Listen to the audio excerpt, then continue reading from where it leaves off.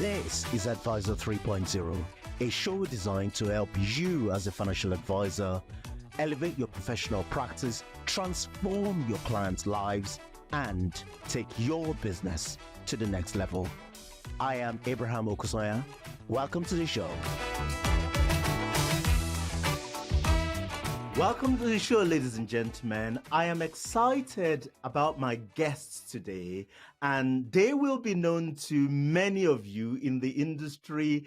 Dennis Hall, who is a stalwart of our profession and the founder of Yellowtail Financial Planning, and of course, Sarah Steele, who is the executive director, also at Yellowtail Financial Planning. Dennis, Sarah, welcome to the show. Hi, Abraham. Good to be here. Thanks for having us, Abraham. It's great to have you guys here today. Sarah, let's start with you. You've had an incredible career in this profession of ours. I think it goes as far back as Coots. So give our audience a little bit of a background of your journey in the profession. Okay, all right. Yeah, I did work at Coots. I was going to be a lawyer. I did my degree in law and then I took my LPC, but I decided it wasn't for me. I think I'd watched too many episodes of Ally McBeal and it turned out not to be as glamorous as I thought it was going to be. But I really wanted to do something vocational and dealing with clients. So after a couple of false starts, I moved to London and started working with NatWest. And I was I think they called it a premium manager or something, but basically a relationship manager for the high net worth clients there, which I loved.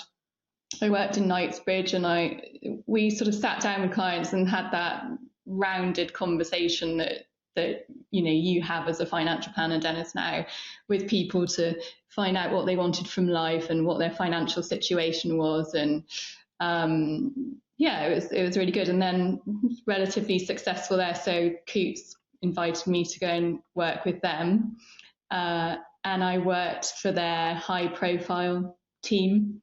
So that was very exciting. I had lots of interesting clients, rock stars, politicians. But so that was another relationship management role. Everyone really, no matter who they were, had the same sort of needs, concerns, issues about their financial lives. So, and we got to know them, we got to know their families, spent a lot of time with them and, helped them out with their banking. And I did that for about, overall, between NatWest and Coots, I suppose I was there for 10 or 12 years. Then I had children. Which sort of made things screech to a halt a bit, and I moved to Devon. And after a few years raising them, I tried to get back into the workplace, but was really struggling because no one wanted to take me on in a part-time capacity, doing what I wanted to do. It was a few years ago, and it was a more difficult market to get back into. Then I met Dennis. Who was a lot more forward-thinking and open-minded about the whole thing, and his philosophy was it's more important to do a good job than to be at your desk for a certain number of hours. And you can probably believe that, Abraham. Dennis, what he's like. So I started working for him, and that was don't really know what that role was. It was we had to make it up. Yeah, sort of. Yeah. Anyway, I did that made up role for a couple of years. Then I had to leave because we moved. And I was really reluctant about that. I spent a year helping a friend build up a medical practice management company, did all her sort of business development and marketing. And then COVID struck. Working practices changed. Lots of people were working from home a lot more. So I approached Dennis and said, look, I could come back and work for you again, if you want. I'd like to come back and help you grow the company. And thankfully he said yes. And that was a couple of years ago. And now I'm a director. And it's all going very well. I'm loving it. Incredible stuff. Incredible stuff. I didn't know that we have that in common working for NatWest or RBS, as I like to think about it. You were there, I think, much earlier than I was. And it was always down. And I was in premium or private banking. I worked with the commoners, with the plebs, as they would call us. But the idea of being able to move to Coutts was always dangled. That carrot was always dangled at you as kind of, if you did well, where you could end up with. Anyway, I never did. I got fired or resigned. Anyway, and that's the end of that. Dennis, I almost feel like, you need no introduction. You're a known quantity in this giant profession of ours, but humor me and our listeners. Give us a little bit of a sense of the journey. We haven't got the time, Abraham. We've got to go back almost 40 years. I'm knocking on a bit. My introduction, I think, because people enter the financial services differently now. When I started, an awful lot of people went through that direct sales model. And I've been in the Royal Marines, and I was living in married quarters, and easy targets for people knocking on your door trying to sell an endowment policy or two. And I'd seen a couple of ex-Royal Marines knocking on my door because they knew where the married quarters estate was, And I'm looking and I'm thinking, you're the guys driving the shiny BMW. You've got the golf clubs in the back of the car, and wearing nice suits, and I'm wearing this green stuff with a clapped out rusty old Mazda, away from home 6 months of the year. And the funny thing is, I've read the brochures a few times, and I know more about your product than you. So I thought something's not right here, and it looks like such an easy job. It took me about 3 years to finally make the decision. That was back in the days when you could have agencies and still be working somewhere else. So I was kind of a part-time salesman and also Royal Marine. And then I took the plunge, put my notice in and came out, and joined financial services and found out it is not easy. It isn't easy when you're a commission-only direct salesperson who technically reasonably good, that was my strength, but absolutely useless with people. But I stuck at it and ground away and just essentially got better and better. And there must be something within my makeup that has some stickability. I didn't want to let go of this because I did want that shiny BMW. And I did want the golf clubs, and I hate golf now. Can't play it. But that was for me. I did 5 years in direct sales, learning my craft. I joined a local IFA in the Southwest, because that's where I'd been in the Marines, and saw a different side of the industry. And then the bright lights of London called. And here's something that I never knew you were at NatWest either. I spent 5 years at NatWest. Did you? Wow. Because there was a time NatWest had the biggest IFA sales force with about 3,000 people. And when they formed NatWest Life, they still needed about 100 IFAs. And I was recruited to be one of 12 in the London team. But I was, I think, one of the very few people that had come from a direct sales background. So I took that opportunity and ran with it. It was a gift. Instead of having to find clients, which is the bulk of my job, they were being handed to me on a plate. So there I was as an employee getting in the office at 8 in the morning, leaving at 11 at night, thinking this is a gift that I can't turn down, and became their top salesman in that first year, which instantly makes you management material, apparently. So you then get promoted into becoming the area manager, regional manager. I became the recruitment manager, and at the end of 5 years, I thought, I don't like banks. I don't like what they stand for. I don't like how you don't build relationships with clients. And you're just shifting product. That's all you were doing, shifting product. So I left. Spent a year in Moscow, interestingly, until the ruble collapsed. Came home with my tail between my legs like every other expat.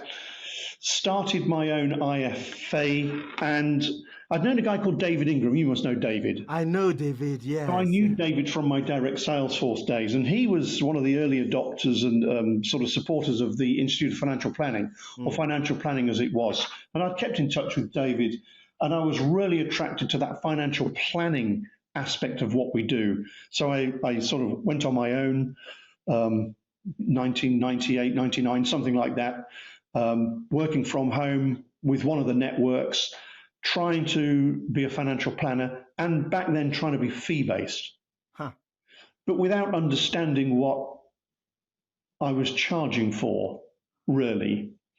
So it was a pretty disastrous. I'm not charging enough for the work that I'm doing and scratching a living. And then I was headhunted by an accountancy practice who said, we want to go fee-based. The accountants are, but the IFA firm that we've got isn't. Come and join us. So I joined them for a really nice salary. But it didn't last long. The salary did. But what I found is that they didn't want to be fee-based, really. What they wanted was commission with a fee underpin in case they couldn't sell the product. Kind of thing. That kind of early people that somebody wants. And I thought, this isn't what I want to do. So essentially, I thought, I've got to do this on my own. It was about 2006 by the time I got that decision. I've got to do this on my own. I raised a chunk of money because I thought I need to stand on my own 2 feet for a little while, because I want to charge fees, I want to charge properly, and I only want to take on decent clients. Jason Butler had been doing something similar for a while. I looked up to people like Jason, and it's sort of fee only, only taking on clients at about $1 million. I thought, I wonder if I can copy that model. And I tried, but it took a heck of a lot more money than I thought it would. So I sold my flat in London, 2007, and thought, if I'm going to do this, and if I believe in myself, I'm going to invest. So I sunk $250,000 into the business, so I could take on my team. I could take on my premises. I didn't have to overcharge people. I could do it the way I wanted, and at the same time as that, I think I was running. I became the sort of chair for the Institute of Financial Planning in London, which is where we met and spent a lot of time. And so a lot of really great individuals that, because I was chairing it, I had to turn up every month. And so turning up every month, you have to listen to everybody, and you learn lots, and you can, and you begin to shape who you are, what you're doing, and also in your practice you begin to shape. And the beauty about doing that in London with all the people that were there at that time is that there were some great ideas floating around. People were very willing to share. And I think that's a real advantage that big cities have that smaller cities and towns don't have, is that real nucleus of energy, ideas, and people. And I know everyone in our industry is willing to share, but there's got to be enough of them around to share with. And I think that's one of the things I miss about not being in London, is that the vibrancy in the community. But we've stuck at it since about 2006. Kind of making progress, not always as quick as I'd like, but always true to certain ideals, which is putting the client front and center, really. Thank you for that, Dennis. It's incredible, and we'll come back to the the firm and all that stuff. But I didn't know this. I mean, I knew about you, selling the flats and all that stuff, which sound you make it sound so easy. It's ludicrous. Like, I'm just trying to think back that you were trying to be fee-based in the 1990s.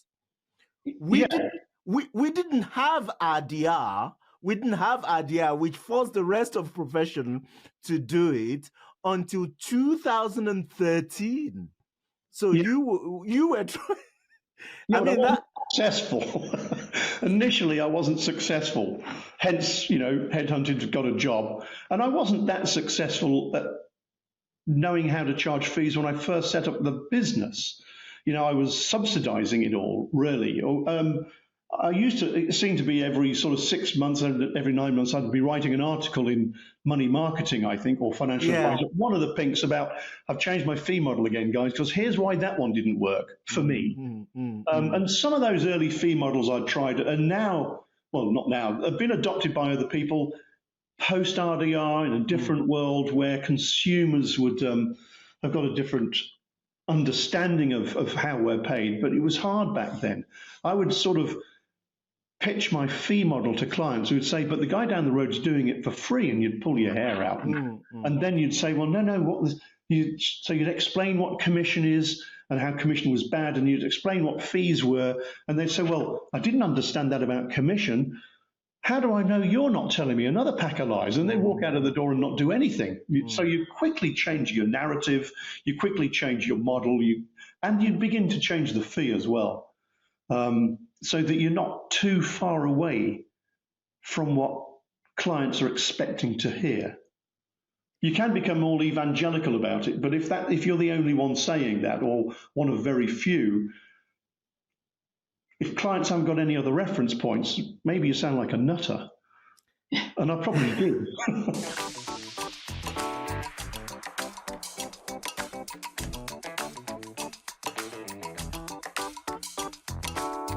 Every time I have a conversation with you and a few others in this profession, I am so grateful that you guys took the risk that you did. I remember in those days, I met you, it must have been around about 2010 that I wandered into the IFP London. You were the chair around that time. I would read some of these money marketing commentaries that you wrote. You had a I don't know, what do they call it, column? You had a column that you write from time to time, and I would go talk to other advisors about it. Some of them will literally ridicule you, right? They will literally say, "Oh, Dennis has changed his fee, 5 different times. We've read all," but like you were literally experimenting, sharing, being vulnerable with your mistakes, with your error. We were all learning from what you were doing, just as it happened. I would argue I maybe perhaps closer to others because I saw you every month, and there were always questions to ask. But you're absolutely right. That community for me is so transformational to my career. I don't know where I would be today. I was in a career wilderness, like I had essentially just been bombed out of, RBS at the time. I didn't know. I was 27. I can't remember. Like I didn't know what I really wanted to do with my career. And to come in, and you will be there, Jason Butler would drop in from time to time. All of the greats and the good of the good and the greats of financial planning will come from time to time, to the IFP branch London. I so miss that, and like once again, Dennis, just thank you for all that you did and that you shared with me, and I'm sure we with the whole profession. Genuinely, I mean that. Well, thank you. That's very nice of you to say. It's very nice to hear. So let's move on. So fast forward many years later, right?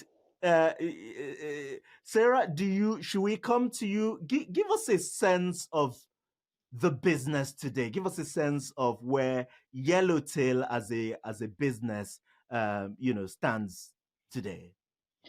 Well, Yellowtail is a sort of constantly evolving business, I would say. Is that a good way of putting it? We talking about my personality nicely. if I talk about it from my point of view, Please, as yeah. taking on like the operations role, basically, and I guess I'm sort of like going off on a bit of a tangent, but Dennis is like a sort of typical owner manager, or he has been. He's been in control of everything. Control freak, difficult, headstrong. You can't say it, but I can, because that's who I am now.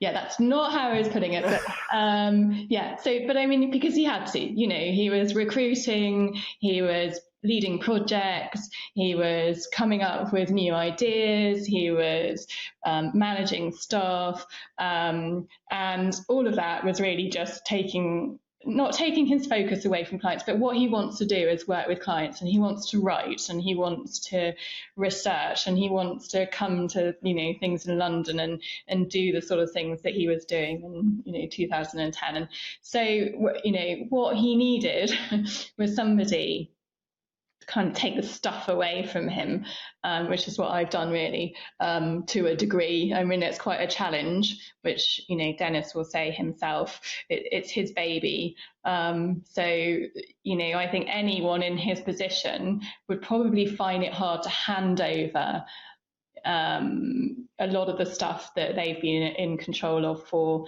10, 20 years. And so that's admirable. But we're quite different people, so I guess it works quite well. So that means that Yellowtail has gone through quite a few changes in the last couple of years. We've kind of been able to strip out things that we don't need.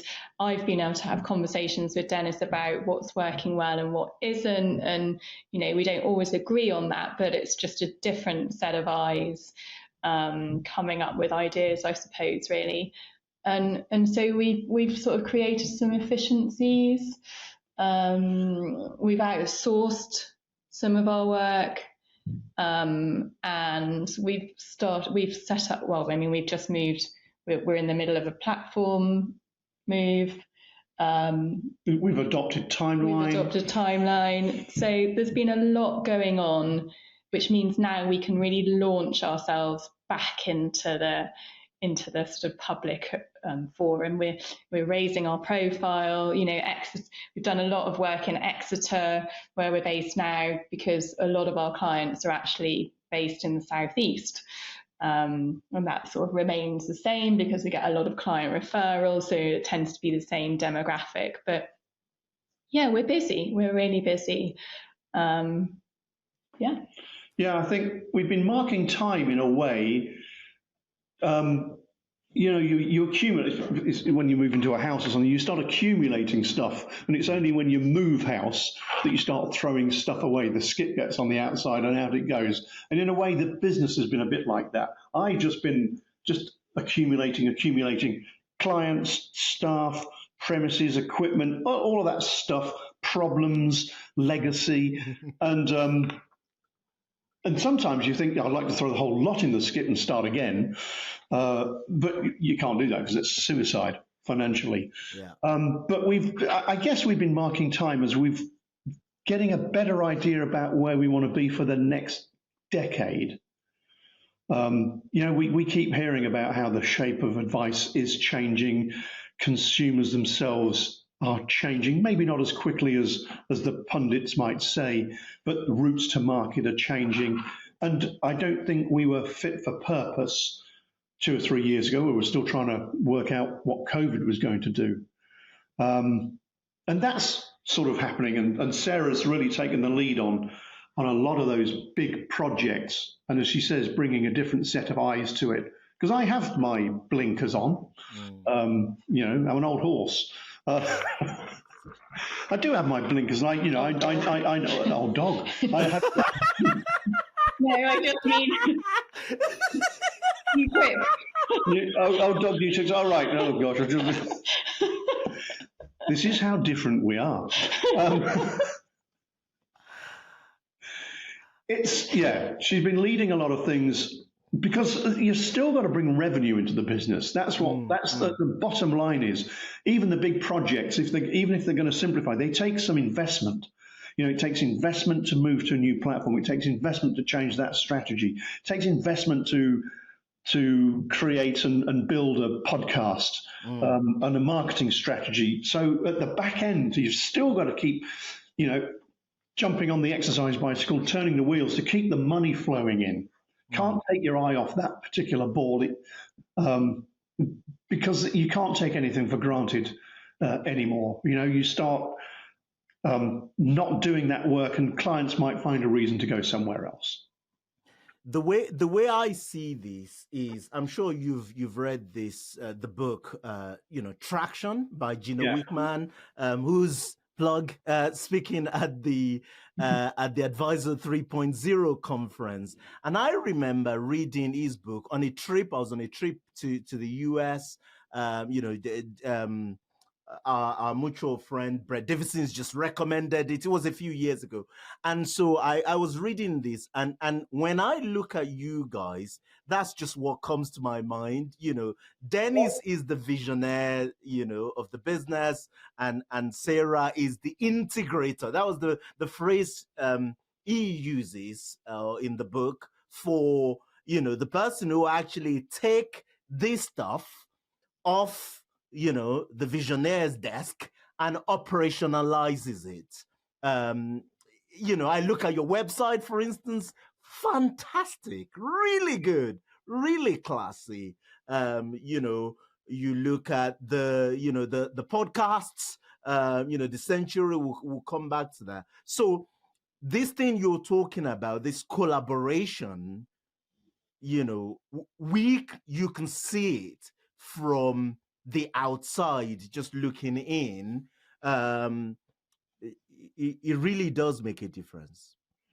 Yeah, I mean, we always say Dennis is the thinker, I'm the doer, which is probably a more basic way of putting it. Yeah. And he's got plenty of patience and I'm impatient. So that kind of works well. But I would say that anyone in that position, to get a practice manager into place, probably will change their lives, hopefully for the better, but certainly their business life, because you just get completely mired up in the stuff.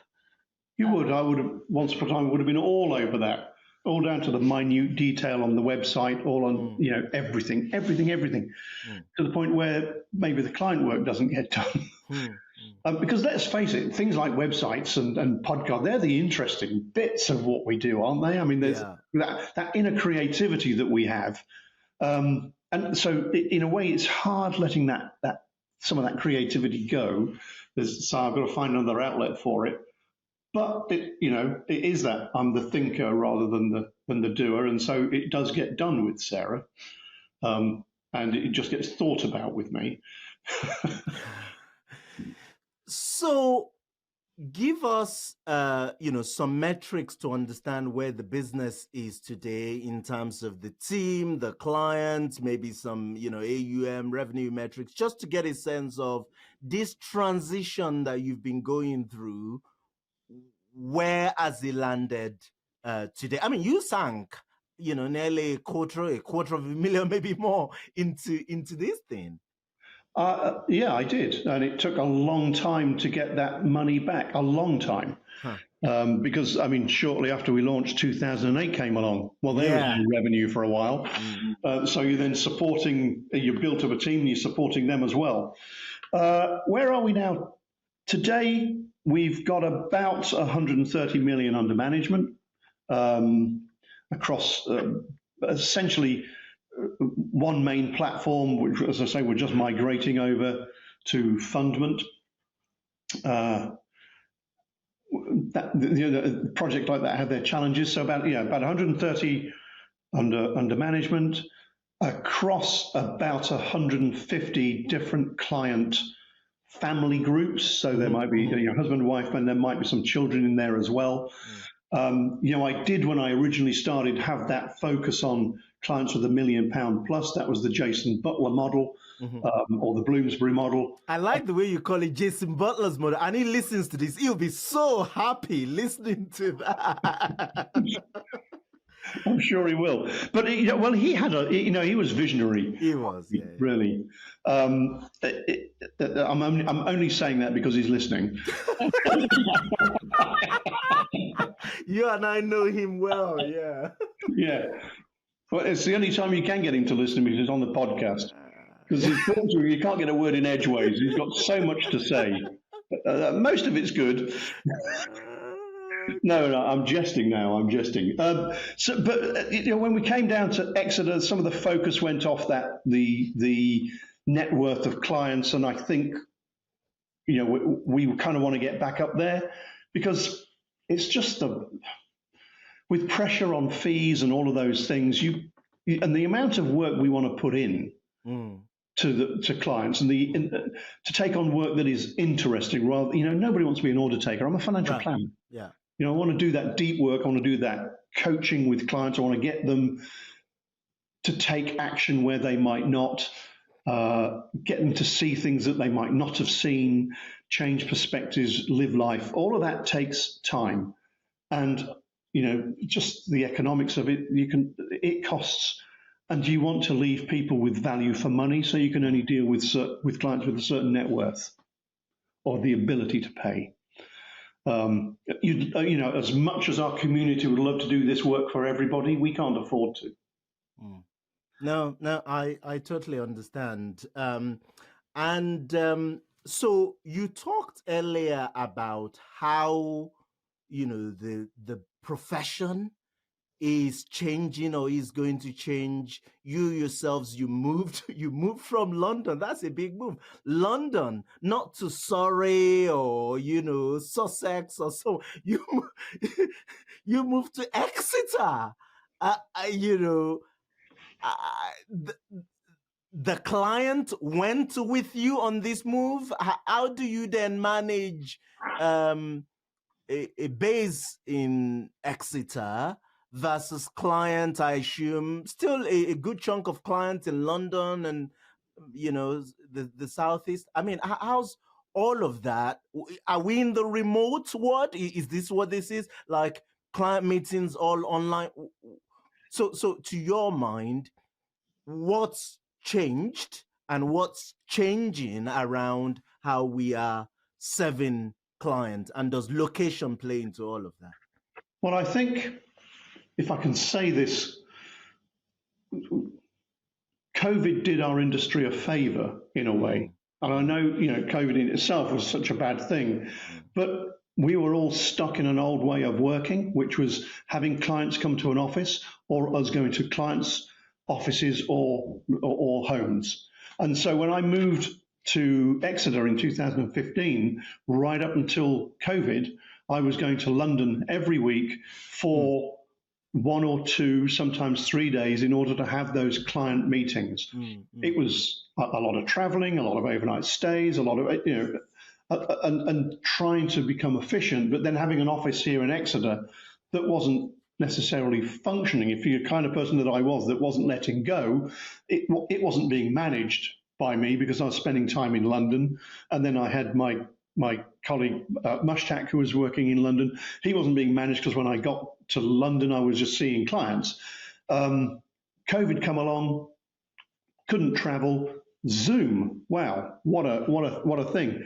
We quickly learned how to build rapport over a screen. It's still not the same, but clients who would, they would put on their suit and tie or whatever it is, get on the tube or the train because they're coming into London, because they've made that journey. It could be an hour or an hour and a half in, an hour and a half out. They want to make an event of it, so every meeting was going to go on for an hour and a half or 2, even when you've got nothing to talk about. Now they kind of, we really like this new mode of working, Dennis, because I'm in my T-shirt. We're getting on Zoom. If we finish talking in 20 minutes, we're off. I don't feel as though I have to spend an hour and a half with you to justify the time that I've set aside for this meeting. So that's one thing. And, I am seeing more and more clients are liking a bit more physical, meeting up physically, but it doesn't have to be every year necessarily. But only when there's something significant to talk about or a big change. And getting new clients on board where you've always thought it was that you had to have that see the whites of their eyes sort of relationship, look at body language and all of those things, is being successfully done. You're having to hone your craft in a way as, dare I say the S word, as a salesperson. You know, at that first call that you have over Zoom, you are selling yourself, you're selling your service, you're selling your proposition, and you've got to be good at it because you don't have all the other little things going for you. They're not coming into your office to be wowed by your atrium or whatever it is, you know, if you're a UBS or something, you know, you're meeting them in a virtual space. So you've got to be good. Speaking of new clients, so Sarah, you're in charge of the marketing. You know, I love the website. And then there is the podcast. Talk to me a little bit about, you know, the marketing strategy, all that stuff, and maybe let's talk a little bit about the podcast and how that plays into the mix. Okay, yeah, well, the podcast was really something that Dennis had thought about a few years ago, you know, being Dennis, who was already ahead of the curve with that sort of thing. And he'd already done some branding for it. And I think he thought perhaps, you know, each episode of the podcast was then going to be an episode of a book. But, you know, with everything else going on, he couldn't get it off the ground. So when I started back, that was one of, you know, the first projects we looked at, really. We rebranded the branding after a while because, you know, it was a few years ago that he thought about it. And we just thought about, how are we going to reach out to people when there are quite a lot of people already in the financial planning world doing podcasts? You know, what's going to make ours different? So the premise was the Century Plan, which is, you know, talking about longevity risk and raising awareness that people are more likely to be living into their 80s, 90s, 100. And, you know, we're in a different world now, and I'll be saving up enough money to actually support ourselves in that time. And we don't talk about technical stuff. We don't talk about products. We talk about Dennis's experience over 40 years in financial planning. And that's gone down really well. And initially, the podcast really was just a way for Dennis to get his voice out there a bit more. It wasn't really being used as a marketing tool. No. But, you know, we've had it's been really well received. So we're kind of bringing the Century Plan into the fold of Yellowtail. So whereas they're sort of almost two separate entities at the moment, they will become, a family and far more interlinked. So we'll be doing more with the two of them. You know, Century Plan is Yellowtail's podcast, which I'm not entirely sure people are aware of at the moment. They know about this podcast. They don't necessarily know that it's linked to us. So that's something we'll be working on. And I think that's a really nice organic way of getting new clients talking to us because they like what they've heard and they want to, you know, have an intellectual conversation about it. The marketing we do is a lot of business development.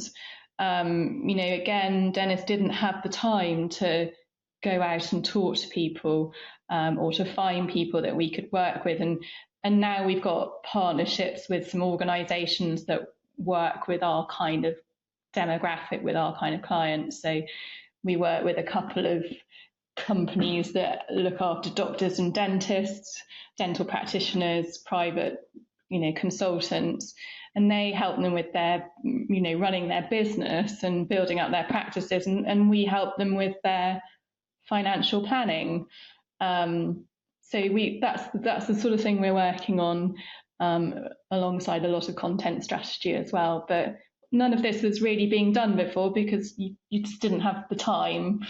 And so it's quite exciting that we're able to do it now. It's going well. I think the driver for that is that we want to grow the business. You know, the business is a bit like a shark. It's got to keep swimming in order to stay alive. And if we weren't doing this, the business would very gradually decline. It gets referrals, but occasionally it loses a client. These days it's through, the occasional death. So we do need to market it, because there's got to be, it's got to keep me occupied for another decade or so. And it's got to be somewhere where we can attract that next generation of advisors. Marketing is crucial. Incredible stuff. My team will kill me if I had an opportunity and I didn't take it, to talk about why you decided to come on board with Timeline Portfolios. Well, it was kicking and screaming, Aram. I think if you hadn't been able to get that sort of institutional pricing, we would still been on the fence. We know that you do a very similar job to what we do. We have very similar philosophies around. It's either a low-cost tracker sort of approach, or it's a tracker with tilts kind of thing. In simple terms, you're either a Vanguard or you're a dimensional, or you'll try and bring the two into your business for different clients. So we were doing that all on our own. And we'd started out by building portfolios that might have had 9 funds or 10 funds or something to get that global exposure, and then trying to rebalance that every year. It's expensive, it's time consuming, you're not very good at it, you're always out of date, because if we don't have discretionary powers, and we don't want them. Then we went essentially to a 2-fund approach for most clients. It was either a Vanguard fund, equity and bond, or a dimensional world equity and sort of global bond. And that worked really well. The pricing on that was good. And then but we still have an awful lot of work to do on the platform we were using. I don't want to name them. Great platform. We work with them well, but it was a sort of a platform designed for stockbrokers. Really, it was a lot of hard work, a lot of administration, and when you're sort of, I'm just employing somebody within the team just to administer funds on a platform, nothing else, just doing that, the rebalancing, CGT. So you did a talk at a conference where you'd mentioned platforms, and fundment came to. I also was looking at SECL, but SECL is not the right model for us. We're not big enough. We don't want the permissions to sit with us, or the responsibility. But you were talking about your funds. I was looking at the performance. It was as good, if not better, than the performance we were getting. And more recently so, because I think you've been able to get better charges than we can. You've got so much funds under management. And even when you added in your 9 basis points, it suddenly just looked like a no-brainer. Because we've never set ourselves out to be portfolio managers or fund managers, or or even wealth managers, whatever they title themselves at. We don't want to be the people managing the money. A bit like Andy Hart would say, we want to be managing the humans. The money, we think, largely looks after itself. If you pick the right funds, buy and hold, off you go. So that's what we have with you. You allow us to deploy somebody within the team to do something more useful to the business than just administer fund sales. Thank you for saying that. And look, this means a lot to me, because I feel when one of my colleagues, I think it was Kate, said to me, I'm talking to Dennis. I said to her, be ready, right? Because I said, if we can come up with a proposition, if our proposition is good enough to, be appealing to the grandmaster. No. Grandfather. then we are on to something. And I mean that, so Thank you for saying that. So you guys have talked about, Dennis, you referred to the next decade quite a bit. So I want to throw that challenge back to you and Sarah. So let's say we're sitting here in the next decade, 2023, 2033, end of 2033. Is it? Yeah, that would be the next decade. And I dare I say we want to put up a retirement party for Dennis. This is crazy because we're not getting rid of you, and I know you're not going anywhere. But talk to me about what would have happened in the past decade. Where is Yellowtail at that point as a business?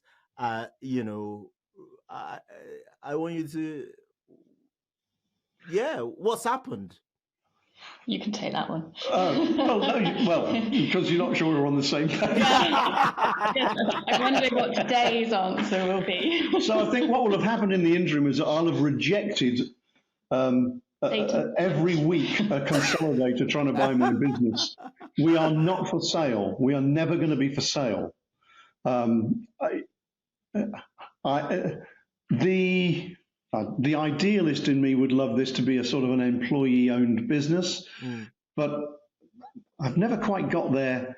You know, we just don't have the size actually at this stage to make that viable properly. But I don't want to be the sole kind of owner anymore, or even that kind of decision maker. As hard as it is to let go of the decision making, and we have our moments, because I don't. As hard as it is, You're saying that we argue, basically. Like I saw your back and forth, not back and forth, but I saw like it was fun watching you handling the Twitter handle of Yellowtail over to Sarah, and I would watch that when it was going on and just. But that's been quite liberating actually, and I might just move off Twitter altogether. But that's a completely different story. Where would we be? We would ideally have a larger team, but not much larger. There was a point, as recent as 3 years ago, that it was going to be growth by doubling and trebling turnover, and trying to emulate some of those other firms. And I think, if I'm being honest with myself, if that's what the motivation is, I would have done that already. It's not that kind of firm, really. This is a firm that wants to do a phenomenal job for a small and defined number of clients. More clients than we're dealing with at the moment, but not so large that I wouldn't be able to look down the list of clients and say, I know something about them, even if I'm not dealing with them. And for anyone else in the team to be able to say, well, I know something about them too. So we are always going to be what might be described as a small cottage business, but a good one, a really good one. And it would be nice to get, double the kind of turnover that we're getting, because to stay viable and to have some kind of firepower when you're dealing with providers and you're dealing with third-party resources, you've got to have a certain size about you. Otherwise, you just get trampled on. Either you don't get access to the things you want access to, or they cost you too much and you become quite inefficient, because you don't want to become an overburdening expense to your clients. So, we'll grow organically, because I don't believe in buying a business. I would be open to merging with like-minded individuals maybe at some point, but that opportunity hasn't happened in the last 17 years, so I'm not expecting that to happen in the next 17 years. But you never know, serendipity. Something just might happen, and you say, well, that would make perfect sense for everybody, both in your existing firm and in a new firm. But I just see it as organic growth. I see it as, if you could get that sort of 20% growth a year, either through or a combination of efficiency, new clients, to get that sort of 20% a year. That's healthy. That'll get us to where we want to be within a 10-year period, by which time I want to be the guy they wheel out in the wheelchair on the speaking engagements that I want to do, because I'm a frustrated actor at heart, and I want to be able to take my afternoons off and just go writing some of this stuff, getting this stuff out there. I still want to contribute, and I still see the bits of work I do with clients. And I work with moderately high net worth clients. I see working with them as almost like a laboratory, because you learn things about people, but you've got the time and the money to dig deep with those people. And what can you extract from that and then deliver out to more the mass market, even if it's to do it themselves or to create another offering. Pete Matthew did something in a way. He gets loads of knowledge out there through his Meaningful Money site. I'd like to do something different, but has the same impact, and to be able to have a business around me that would support the time it took to do that, and maybe grab a few more holidays than I do at the moment. That's what I want. Sarah's just packing her bags. Like I say, I'm always interested to hear the answer to that question. But no, it tends to go along the same lines. Janice is going to be here in 10 years' time, but perhaps stepping back a bit, and handing over more of the reins potentially to somebody. Well, if I don't, they'll all walk. Yeah. But I that's I think we've explored so many different options, and we've worked hard on that on the last sort of 12 to 18 months, and you do come to a conclusion in the end that there's a certain way that your firm is naturally inclined to go, and so I think we're on the same page in terms of that organic growth, and I love the idea of just doing things phenomenally well for the clients that we have. That's really, what resonates with both of us.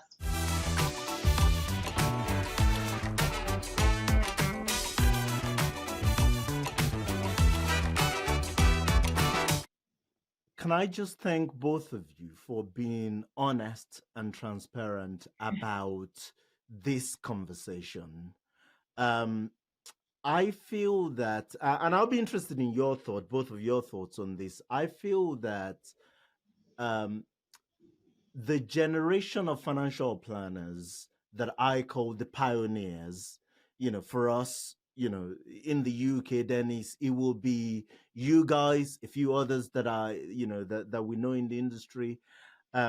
You built this model of financial planning that is focused on the client, that puts the client first, fee-based, deep financial planning, cash flow modeling, evidence-based investing. And I think that now as that generation is, getting on a bit, we have no intention to kick you out, but there is the natural force, natural nature will take its course. I feel that we now have a challenge on how you transition to the next generation of, practitioners, but, also of managers and maybe owners. The model that the industry has, which is consolidator model, doesn't quite fit what you guys have built and what you want with your business. This is your life's work. You've created value and equity in this. And I feel that, we have to, over the next couple of years, over the next decade, I don't know, like over the next 10 years, we have to figure out an economic model that allows the next generation of operators and managers to take over the reins, but also, not just compensate you financially for your life's work, but preserve your legacy. Because what if we don't collectively solve that problem, what we end up with is either loads of value being destroyed by young financial planners who can't, get ownership in their current firm, and they leave and they take a bunch of clients with them, and consolidators who sweep in and buy, but only for those younger clients to take clients and leave. So in my view, if we don't solve that challenge, we will end up destroying so much value in the process. Maybe you disagree. I would love to hear your thoughts on that. And it's unfair because I haven't prepared you for any of this. Yeah, but as a business owner, one thinks about that, and if you're having a particularly bad day, you might think, why don't I just set up a consolidator? Who's gonna catch me when I'm sunning myself in the Bahamas or wherever it is? But fundamentally, that's never going to happen. And for some people, it will, and they're comfortable with it. Some people will sell out to like-minded firms. There are some out there. Yeah. I think there are very few advisors that have come through the way that my generation came through that are actually good business people. We started as salespeople. We've had to learn some skills along the way. We might wrap ourselves up. Then we hear about these valuations that are being bandied around, 8% from whoever they were, trust. Yeah. And suddenly that figure locks in your mind. You think, oh, I'm worth X. Unless you sell to that kind of outfit, you're never going to get X. So get that in your head. And you will have to move out of town, far away to the Bahamas, because you don't want to bump into the clients on the high streets after you've done that. If you think about other professions and the money that an accountant would sell his book for, or a solicitor would sell his book for, essentially they're getting 1 year's revenue as goodwill. What we have is what they might kill for, is this assets under management model. You're selling something that just kicks off revenue year in, year out, which is why a Warren Buffett might say, well, I've got something I can measure and put a value on. If you can guarantee me that assets under management are going to kick off 0.5%, 0.75%, 1% a year, wow, that's worth that amount of money. That's what your consolidator's buying. And he's going to cut out a lot of the costs of doing that business and just wants to maintain it on the books. Well, that's not the way that we're set up in business.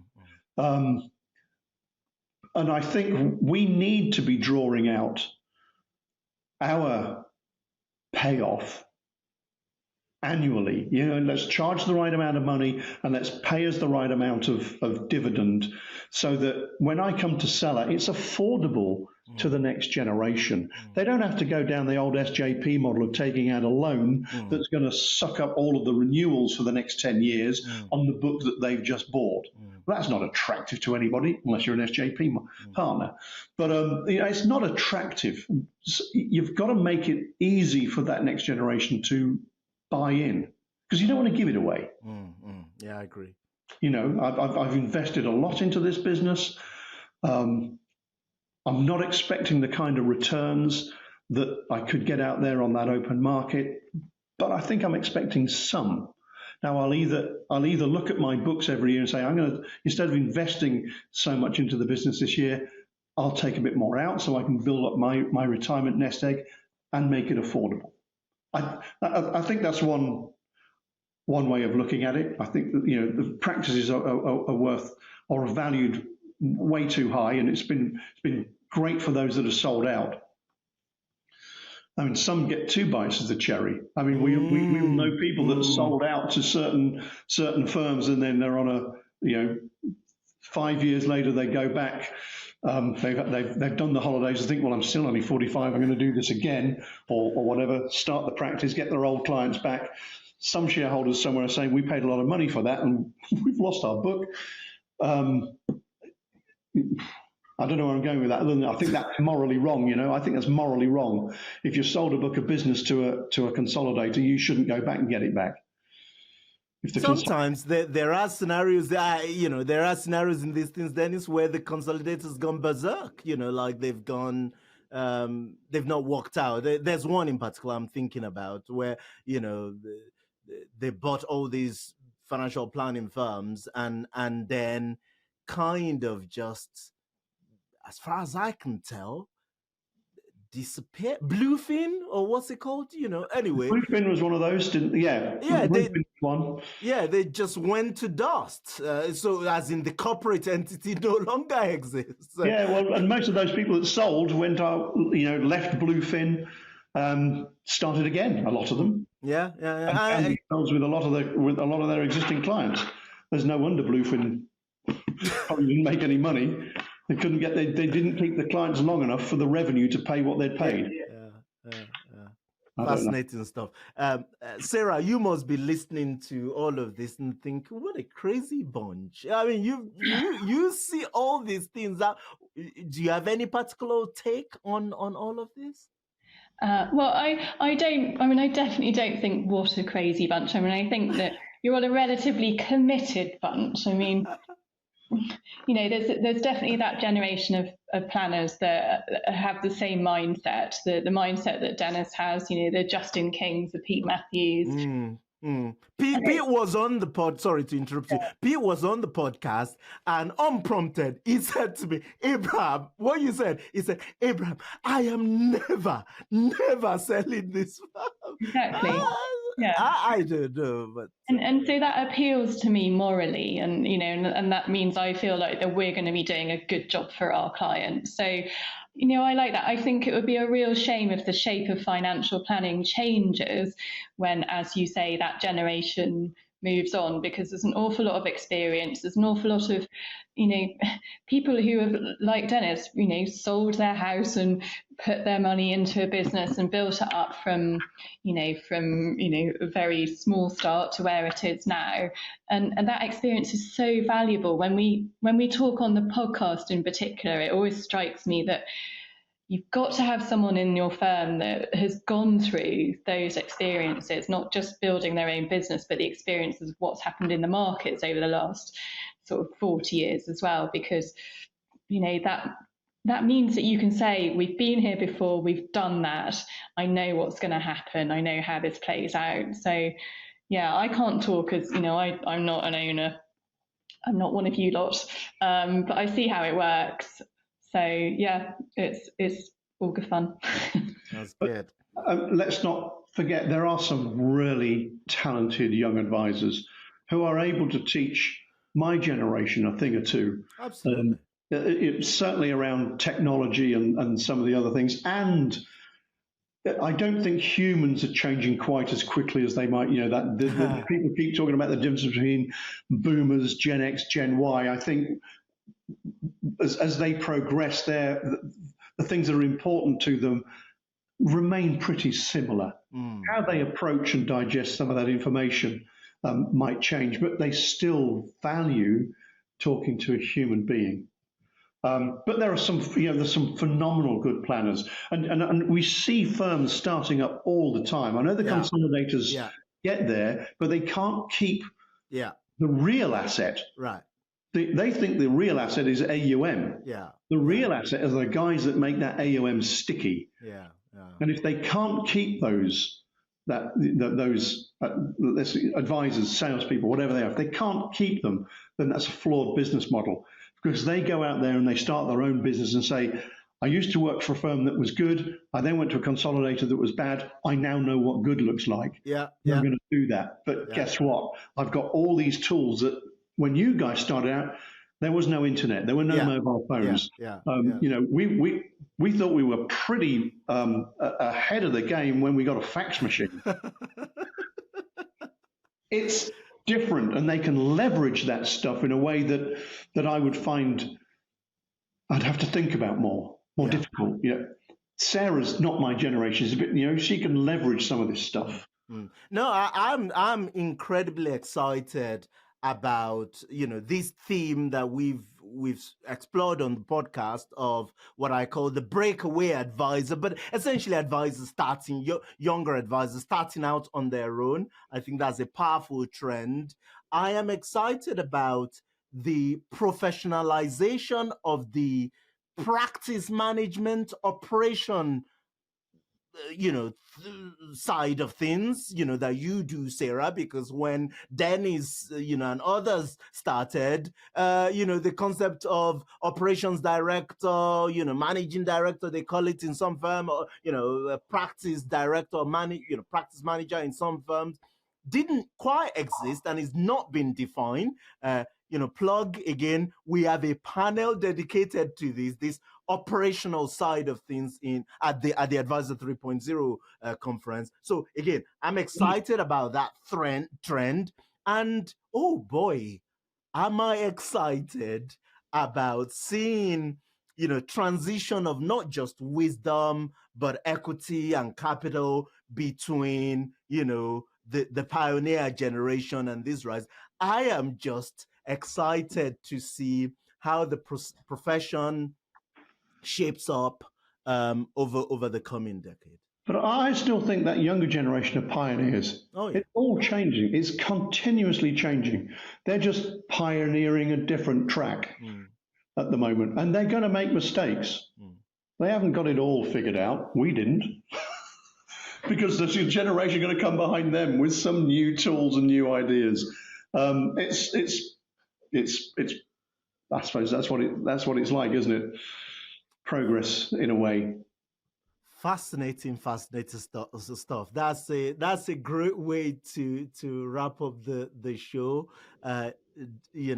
Sarah, can I thank you for your time, for your wisdom, for coming on the podcast, for all the great work that you do. And Dennis, I owe you a debt of gratitude for, all the incredible work that you've done for our profession. And for me personally, giving me the chance those years ago, to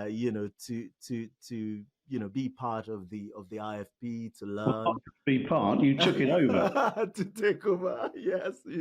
Yeah, and we, along with Farida, we were co-chair. It was such a fun ride. So thank you very, very much, and for coming on the podcast and sharing your wisdom.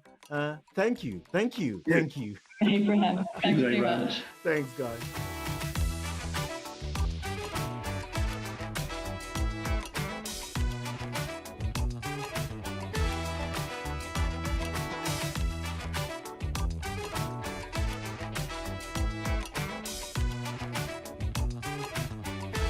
That's a wrap on today's show. Massive thanks to my production crew, especially Jake Osha, Melissa Canham, and the entire team. And of course, to our sponsor, Timeline, the market-leading provider of integrated planning technology and model portfolio service to advisors. I do hope you've enjoyed today's show. Head over to Apple Podcast and give us your review there. Until next time, goodbye.